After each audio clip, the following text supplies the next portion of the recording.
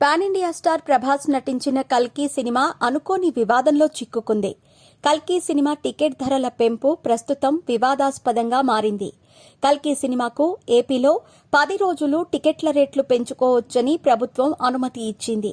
అయితే మరో 4 రోజుల పాటు అదనంగా టికెట్ల రేట్లు పెంచడంపై ఓ పిటిషనర్ హైకోర్టుకు వెళ్లారు. టికెట్ల రేట్ల పెంపుపై స్టే ఇవ్వాలని పిటిషనర్ కోరారు.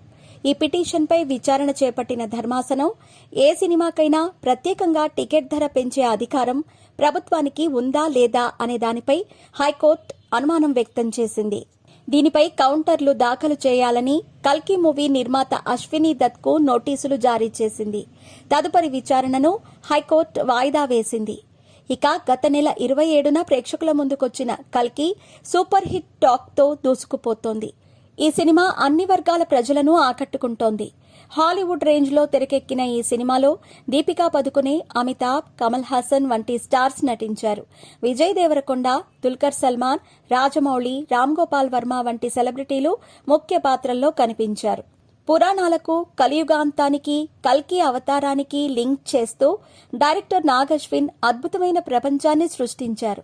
కురుక్షేత్ర యుద్దం జరిగిన 6000 సంవత్సరాల తర్వాత భూమి మొత్తం నాశనం అవుతుంది. ఆ తర్వాత భూమి మీద ఎటువంటి పరిణామాలు చోటు చేసుకున్నాయో అనేదే కల్కి కథ. హాలీవుడ్ రేంజ్ విజువల్స్ చూసి ఆడియన్స్ ఆశ్చర్యపోతున్నారు. 600 కోట్ల భారీ బడ్జెట్తో హాలీవుడ్ సినిమాలకు ఏమాత్రం తగ్గకుండా కల్కిని తెరకెక్కించారు.